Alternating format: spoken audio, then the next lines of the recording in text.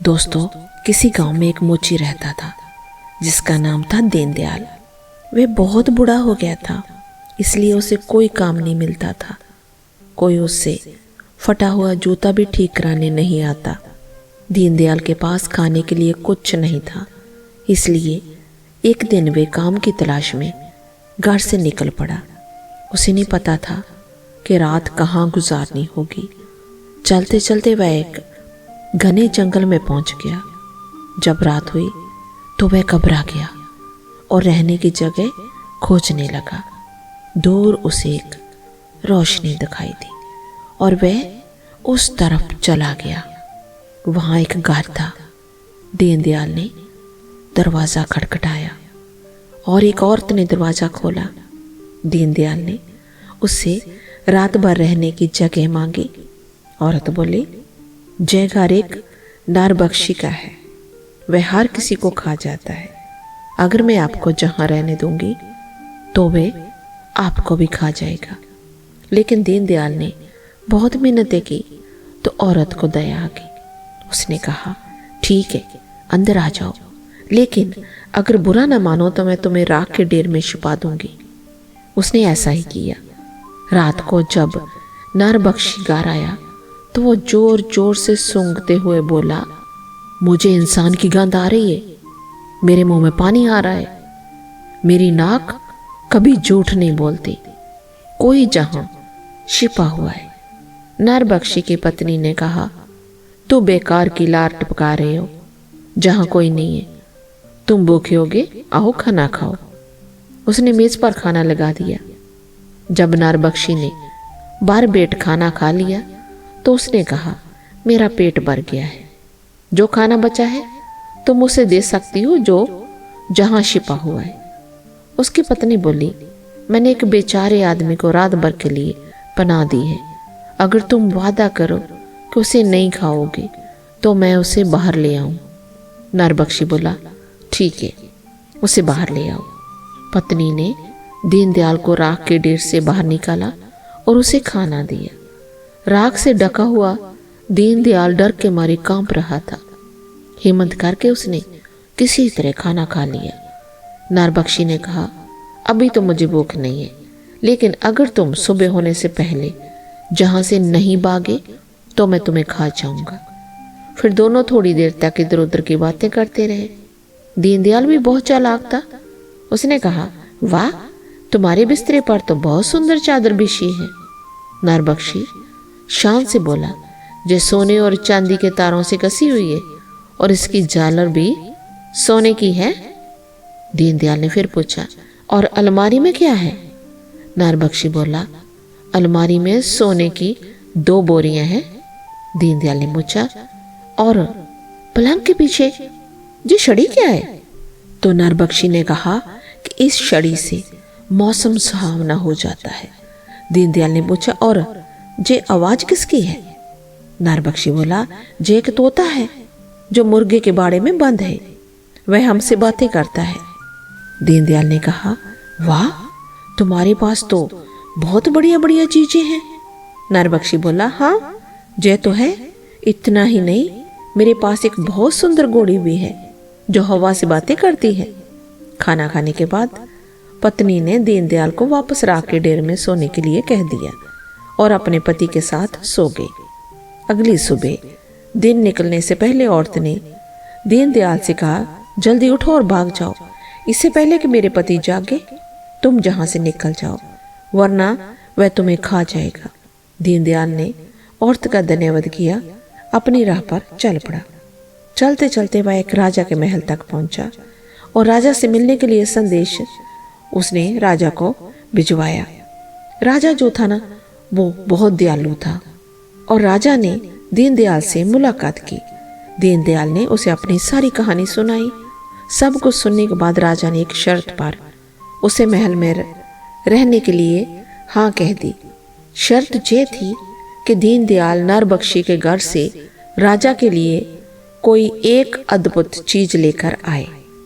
राजा ने कहा, तुम मेरे महल में रह सकते हो, लेकिन नारबख्शी के पास की चीजों में से एक चीज मेरे लिए ला दो। दीनदयाल ने पूछा, वह क्या? महाराज, राजा बोला, तुमने बताया कि उस नरबख्शी के पास एक सुंदर रेशमी चादर है जिस पर सोने चांदी की कढ़ाई की हुई है और सोने की झालर लगी है। तुम वह चादर मेरे लिए ले आओ, नहीं तो मैं तुम्हें फांसी पर चढ़ा दूंगा। दीनदयाल ने कहा, महाराज ये कैसे हो सकता है? वह नरबख्शी है, आप तो मुझे मौत के मुंह में बेच रहे हैं। राजा बोला, मैं कुछ नहीं जानता, अच्छी तरह से सोच लो। अगर तुम नहीं लाए तो मैं तुम्हें फांसी दे दूंगा, फिर जैसा चाहे वैसा करो, वो मेरे को ला कर दो। बेचारे दीनदयाल ने बहुत देर तक सोचा और फिर राजा के पास जाकर बोला, महाराज मुझे एक थैली में ततैया भर के दे दीजिए। ततैया भी ऐसी जिन्होंने कई दिनों से कुछ ना खाया हो। मैं आपके लिए वे चादर ले आऊंगा। राजा ने तुरंत अपने घोड़सवारों को ततैया पकड़ कर लाने के लिए जंगल में भेज दिया।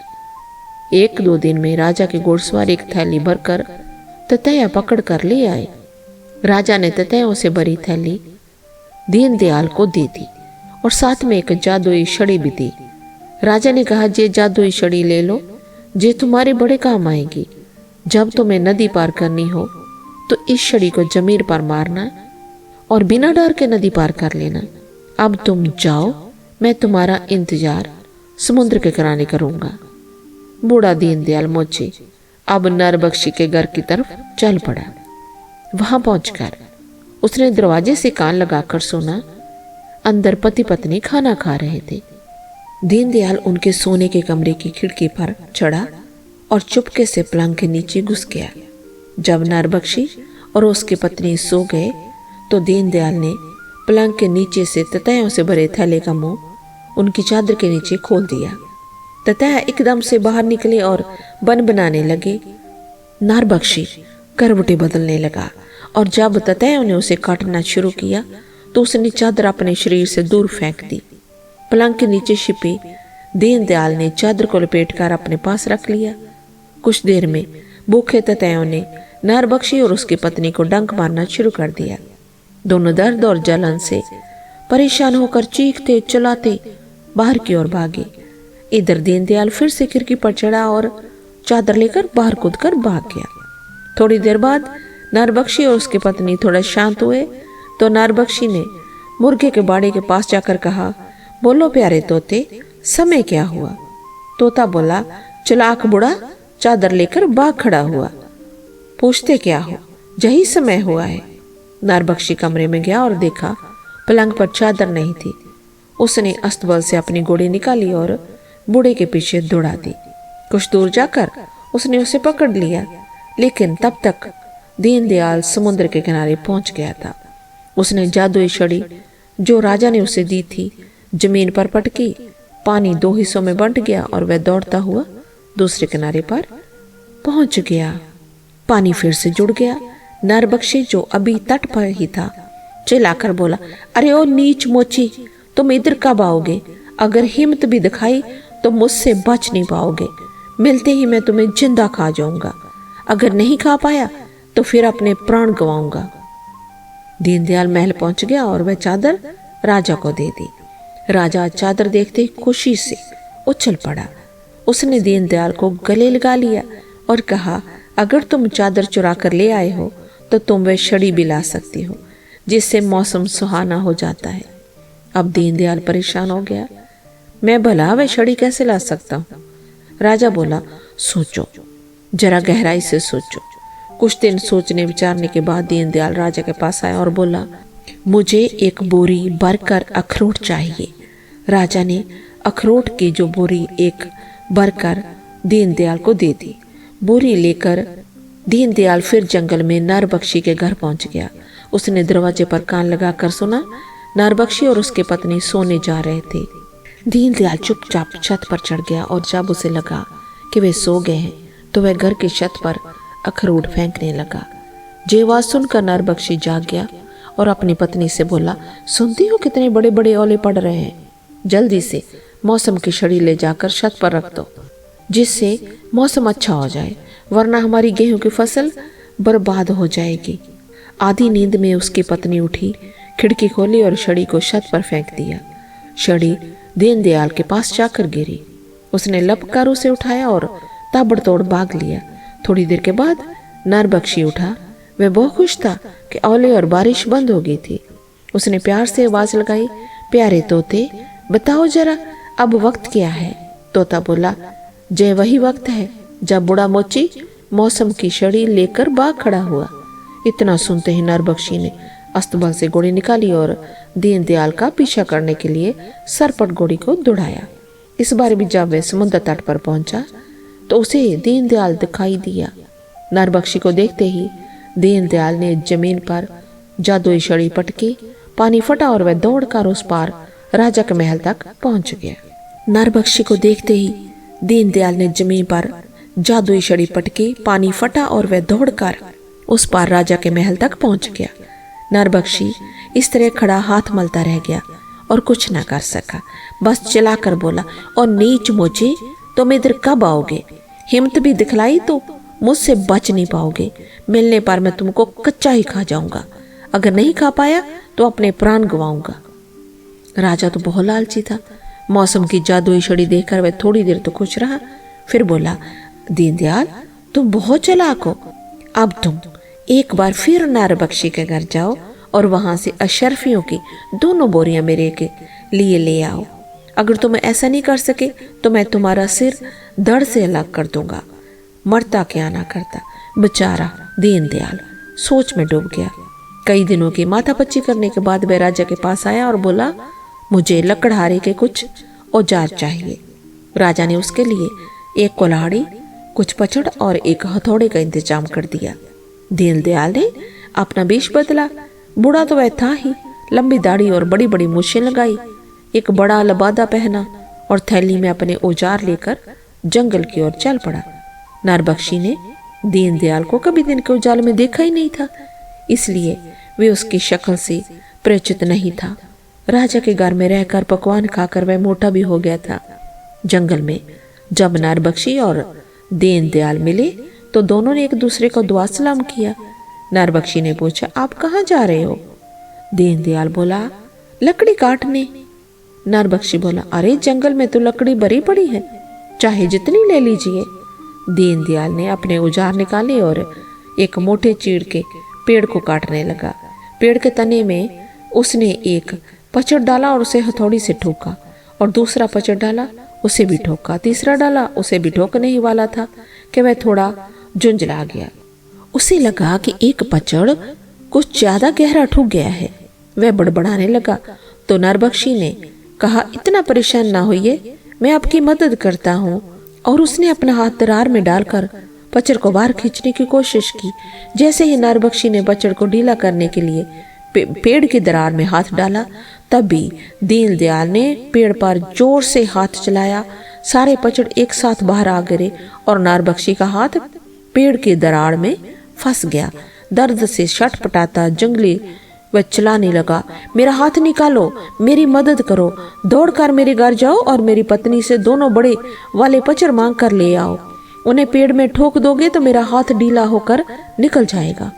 दीनदयाल सरपट घर की ओर दौड़ा और वहां जाकर नरबख्शी की पत्नी से बोला कि अलमारी से निकालकर अशरफियों वाली 2 थैलियां मुझे दे दो, तुम्हारे पति उन्हें मांग रहे हैं, जरा जल्दी करो। नरबख्शी की पत्नी बोली, लेकिन मेरी समझ में कुछ नहीं आ रहा, तुम क्या कह रहे हो? सारा धन तुम्हें दे दूंगी तो हमारा गुजारा कैसे चलेगा? अगर एक थैली की बात होती तो समझ में आती, लेकिन 2 थैलियां ना बाबा ना। तब दीनदयाल ने खिड़की खोली और जोर से आवाज लगाई, एक ही लाना है जो 2? उधर से नरबख्शी ने जवाब दिया, 2 लेकर आओ और जल्दी से आओ। दीनदयाल बोला, सुना तुमने? इतना नाराज हो रहा है वह। और दीनदयाल 2 थैलियां लेकर भाग खड़ा। बड़ी देर तक जब दीनदयाल नहीं आया तो नरबख्शी बड़ी कोशिश करके दर्द सहकर अपना हाथ किसी तरह पेड़ की दरार से निकाल पाया। बेचारे का हाथ लहू लुहान हो गया था। दर्द से कराता हुआ वह घर पहुंचा। पत्नी ने तुरंत पूछा, सबसे पहले तो ये बताओ कि तुमने अशरफियों की 2 थैलियां क्यों मंगवाई थी? नरबख्शी तो हैरान रह गया। घबराकर उसने तोते से पूछा, जरा वक्त तो बताना। तोता बोला, जे वक्त वह है जब बूढ़ा मोची अशरफियां लेकर जा रहा था। इस बार नरबख्शी ने दीनदयाल का पीछा करने की बात सोची तक नहीं, क्योंकि वह अपने हाथ के दर्द से व्याकुल था। इधर धन पाकर और नरबख्शी के पीछा न करने की बात जानकर राजा का लालच और बढ़ गया। इस बार उसने घोड़ी ना लाने पर दीनदयाल को जान से मार देने की धमकी डाली। दीनदयाल ने कांपते हुए वो बोला, घोड़ी लाना नामुमकिन है। एक तो अस्तबल में ताला लगा रहता है, दूसरे घोड़ी की लगाम पर कई कई घंटियां लगी है जो हिलने से बचती रहती है। राजा बोला, चाहे जो करो बस घोड़ी ले आओ, नहीं तो स्वर्ग जाओगे। राजा ने आदेश दिया। जान बचाने के लिए दीनदयाल मोची सोचता रहा, क्या करूं क्या करूं क्या करूं। आखिरकार उसने एक उपाय सोच लिया। राजा से उसने एक बड़ा ससुआ और एक थैली रुई मांगी। जे सामान लेकर वह फिर जंगल में घोड़े के अस्तबल पहुंचा। रात में हवा जाने वाले छेद में से सरक सरक कर वह किसी तरह अस्तबल के अंदर घुस गया। अंदर अंधेरा था। उसने घोड़े के पेट में सुआ चुभा। घोड़ी हिनहनाई और पैर पटकने लगी। नरबख्शी ने आवाज सुनी तो अपनी पत्नी से बोला, लगता है घोड़ी को कुछ तकलीफ है बेचारी, और सोने चला गया। कुछ देर बाद दीनदयाल ने घोड़ी के पेट में फिर सुआ चुभाया। फिर वह हिनहनाई और पैर पटकने लगी। जब नरबख्शी ने कई बार घोड़ी की बेचैनी भरी आवाजें सुनी तो उठकर आया। अस्तबल के अंधेरे से निकलकर घोड़ी को बाहर खुली हवा में एक पेड़ से बांध दिया और सोने चला गया। दीनदयाल भी अस्तबल से बाहर आया। उसने सारी घंटियों में रुई कसकर भर दी। घोड़ी के चारों सुम्मों में रुई के गोले बनाकर बांध दिए, जिससे टापों की आवाज ना हो, और चुपचाप वह अपनी राह पर चल पड़ा। रोज के समय पर नरबख्शी जागा और हमेशा की तरह तोते से पूछा, प्यारे तोते, समय क्या है? तोता बोला, इस समय बूढ़ा मोची तुम्हारी घोड़ी पर सवार होकर जा रहा है। बेचारा नरबख्शी मान महसूस कर रह गया। वह पीछा करता भी तो कैसे? घोड़ी तो दीनदयाल मोची चुरा कर ले गया था ना। उस घोड़ी का पीछा भला और कौन कर सकता था? घोड़ी पाकर राजा फूला न समाया, लेकिन तुरंत ही बोल उठा, अब तो मुझे तोता भी चाहिए।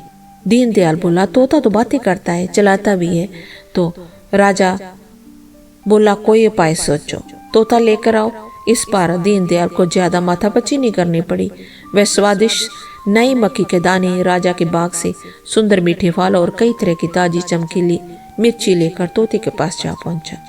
उन सभी स्वादिष्ट ललचाने वाली चीजों की टोकरी दड़बे में बंद तोते के सामने रख दी और बोला, तोता राम, देखो तो तुम्हारे लिए मैं क्या क्या लाया हूँ। अगर तुम चुपचाप मेरे साथ चलो तो ऐसी चीजें तुम्हें रोज खाने को मिलेगी। तोते ने एक लाल मीठे अनार पर चोंच मारी और दाने खाकर बोला, बहुत मजेदार है।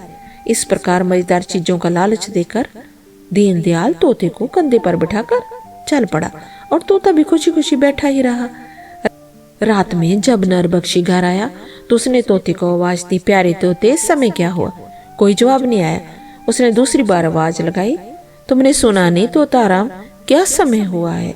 जब इस बार भी कोई जवाब नहीं आया तो वह दड़बे के पास गया। दड़बा तो खाली पड़ा था। नरबख्शी के हाथों के तोते उड़ गए। वह हाथ मलता रह गया। उधर जब दीनदयाल तोते को लेकर राजा के पास पहुंचा तो वह बड़ा उत्सव मनाया गया। राजा की सारी इच्छाएं पूरी हो रही थी। खुशी से झूमते हुए राजा ने कहा, प्यारे दीनदयाल मोची, इतना सब कर लेने के बाद अब बस एक ही काम बाकी रहता है। दीनदयाल बोला, लेकिन अब वहां कुछ भी नहीं है महाराज। राजा ने तुरंत बात काटी, क्या कहते हो? जो सबसे जरूरी चीज है वह तो वही है, वह आदमखोर नरबख्शी, जिसके डर से सारी जनता दुखी रहती है और जंगल की ओर जाती नहीं। अब दीनदयाल को तो दोनों ओर से जान का खतरा था। कुछ देर सोचने के बाद उसने राजा से कहा, मैं आपके आदेश का पालन करने की कोशिश करूंगा। मेरे लिए आप एक ऐसी पोशाक बनवाएं जिससे मेरा बुढ़ापा छिप जाए, और मेरे चेहरे पर ऐसा मुलामा लगवाइए कि मेरे नैन नक्श बदल जाएं। राजा ने शहर के सबसे कुशल दर्जी और बहुरूपिये को बुलवाए। उन्होंने मिलकर दीनदयाल को ऐसी पोशाक पहनाई और ऐसा रंग रोगन लगाया कि दीनदयाल खुद अपने आप को ना पहचान पाए। इस प्रकार वेश बदलकर दीनदयाल नरबख्शी के घर की ओर चल पड़ा। नरबख्शी उसे अपने खेत में काम करता हुआ मिल गया। दीनदयाल ने अपनी टोपी उतारकर सर झुकाकर नरबख्शी का अभिवादन किया। नरबख्शी ने उससे पूछा, महाशय, आप जहाँ क्या ढूंढ रहे हो? मैं मृतकों के लिए ताबूत बनाता हूँ। एक बूढ़ा मोची मर गया है, उसके लिए ताबूत की लकड़ी खोज रहा हूँ। जे सुनते ही नरबख्शी खुशी से उछल पड़ा, तो वह दुष्ट आखिर मर ही गया। मुझे कितनी खुशी हुई ये खबर सुनकर, मैं बता नहीं सकता। उसने ताबूत के लिए मैं बिना मोल के लिए तख्ते दे दूंगा, आप यहीं पर ताबूत बना लें। दीनदयाल बोला, ये तो बहुत अच्छा रहेगा, बस मुश्किल एक है कि मेरे पास उसकी कद का ठीका नाप नहीं है। नरबख्शी बोला, ये तो बिल्कुल आसान है, वह कमीना मेरे जैसा ही था, आप मुझे नाप कर ताबूत बना दीजिए। दीनदयाल ने फटियां काटना और उन्हें कीलों से जोड़ना शुरू कर दिया। जब बक्सा तैयार हो गया तो वह बोला, श्रीमान तनिक इसमें लेट कर दिखाइएगा बराबर बना है या नहीं। नरबख्शी तुरंत आकर ताबूत में लेट गया। तब दीनदयाल बोला, अब ढक्कन भी लगा कर देख लूं, और उसने ताबड़तोड़ ताबूत के ढक्कन को कीलों से जड़ दिया और ताबूत को राजा के पास ले चला। शहर के सारे लोग जुट गए उसे देखने के लिए, जिसके डर से जंगल में जाना मुश्किल हो गया था। उसका ताबूत जमीन में गहरे गाड़ दिया गया। राजा ने बूढ़े दीनदयाल मोची को अपने दरबार में पूरे मान सम्मान के साथ अपना मंत्री बना लिया और सदा उसका सम्मान किया। तो दोस्तों, आज की कहानी आपको कैसे लगी कमेंट बॉक्स में कमेंट करके जरूर बताइएगा। फिर मिलते हैं एक और नई कहानी के साथ। धन्यवाद।